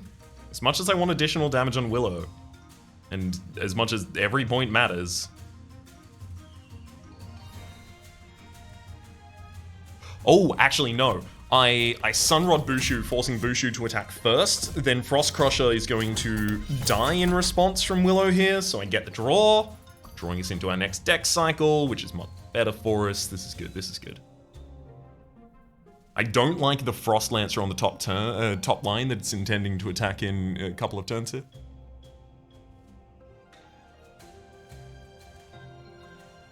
It's making me nervous. Let's give Bushu some extra health, and then if I get Bushu to attack now, I can also get additional health on Shelly in the back line, so now the Frost Lancer in the top line isn't even capable of killing one of my units.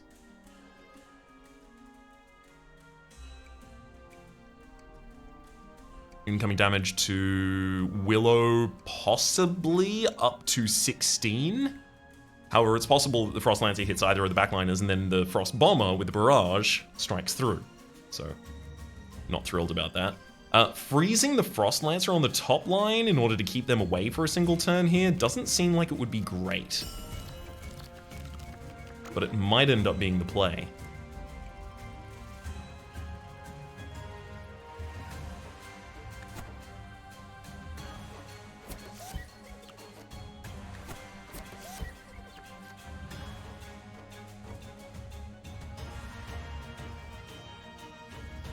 Am I comfortable losing my Berry Blade? Yeah, I'd be pretty comfortable losing Berry Blade. 7 and 5 is 12, which is still not enough to kill Bushu, so I actually don't need to freeze anyone this round.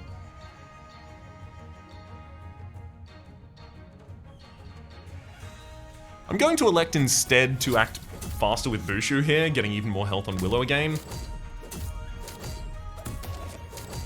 Oh, the Frost Lancer did attack the front line. Neat. Also, Frost Muncher, thank you for helping me winnow this deck down. Much appreciated. Didn't know you were on my side, but I really appreciate your support.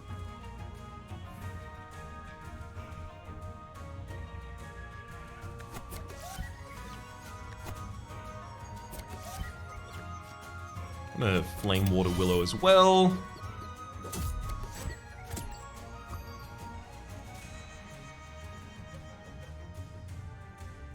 And then Sunrod Bushu in order to get the kill on the Frost Bomber, preventing their barrage ever again, as well as getting additional health out on the body. Yeah, I very much feel like we've won this.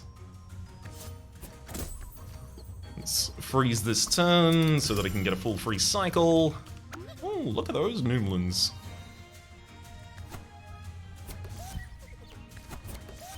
Just nooming it up something fierce.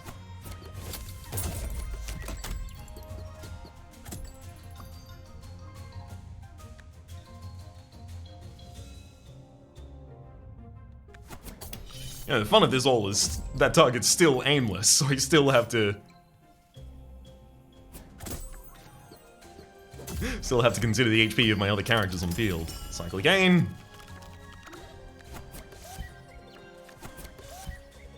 $37. The Flame Water Willow. Frost Jailer gets attacked back. Now it's only 12 more. Let's get Bushu to attack as well. Sorry, 21 more. 12 would be the inverse.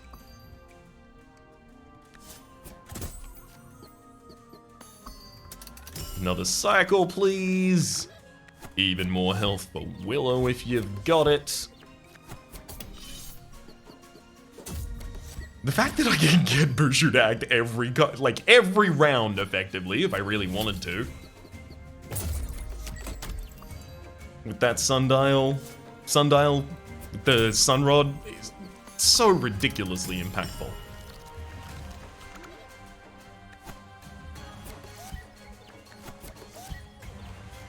Of course, I cannot guarantee that the Frost Lancer will actually attack Willow and get hit by Willow's smackback.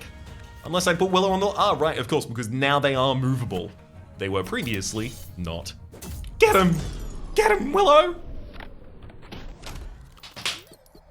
High value. Not infinite, but pretty high value. Throw the Lumen Vase, that consumes. I'd be hilarious if I tried to throw it. It was like, nah, it fell to dust, sorry. World's ended again. Vanquished. Our town progress does show that we have applied enough shell in order to unlock a new item at the Inventor's Hut. Oh, it's the Mega Mimic!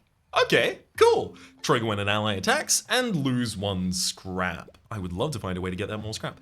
Buy 10 crowns. You know, that's the exact kind of thing that I do find myself doing quite consistently, so we're probably going to do that in the next episode. Until then, though, my name's been Rhapsody, the name of the game has been Wildfrost. Top left is a series playlist for all my content in the game, past, present, future, YouTube recommendation down below. Stream past and the names of the people so generously supporting the Republic on patreon.com/RhapsodyPlays. And a special thanks this episode to Willow. Hopefully you all have been enjoying yourselves, and hopefully we'll see you all next time.